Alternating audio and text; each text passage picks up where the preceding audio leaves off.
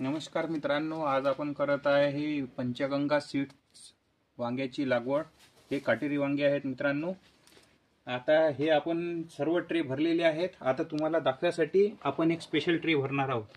आता पहिले काय केलं आपण, हे जे ग्लास भेटतात चहाचे, हे चहाचे ग्लास घेतले, याला एक होल पाडून घेतलेला आहे आणि याच्यामध्ये हे आपल्याकडे गोमूत्र आणि थोडी माती वगैरे मिक्स करून आपण हे कल्चर बनवून घेतलेला आहे, याच्यामध्ये आपण लागवड करणार आहे।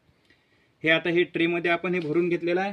आता काय करायचं, आता एक खेळा घ्यायचा असा आणि फक्त असे होल थोडंफार असं बी अशी आपली बसली पाहिजे त्या हिशोबाने आपण पाडून घ्यायचे आहेत। आणि त्याच्यानंतर हे बघा, हे असं बी राहते वांग्याचं, हे काटेरी वांग्याचं बी आहे जे पॉकेटमधून आपण काढलेलं आहे।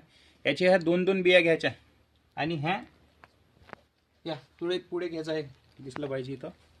हे दोन दोन बिया एका ठिकाणी बरोबर सेंटरमध्ये आलं पाहिजे मित्रांनो बी। त्यामुळे काय मुळा ह्या ज्या आहेत ह्या चांगल्या प्रकारे डेव्हलप होणार आहेत। आणि इकडे तिकडे जर आपलं बी पडलं तर त्याच्या मुळा एकाच साईडने झुकल्या जातात आणि त्या एकाच साईडने वाढल्या जातात, ते झाड आपल्या काही कामाचं राहत नाही मित्रांनो। आता आपण हे असं सर्व याच्यात टाकून देणार आहे आणि वरून याला कव्हर करून घ्यायचं आहे, जेणेकरून आपलं बी पाणी देताना इकडे तिकडे कुठं सरकणार नाही।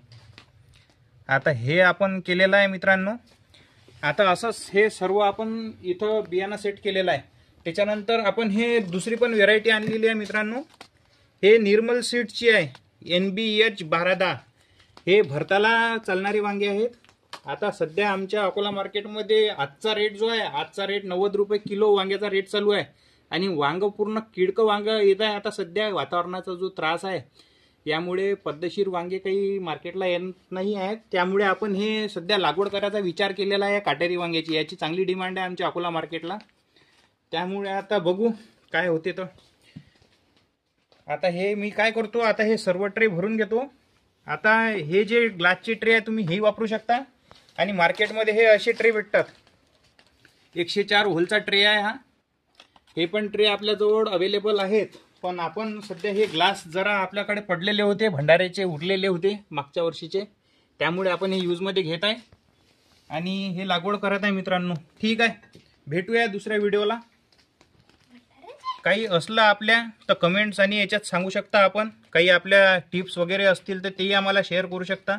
आमचं कसं आहे, आता हे अशी लागवड चालू आहे मित्रांनो। तुम्हाला अजून काही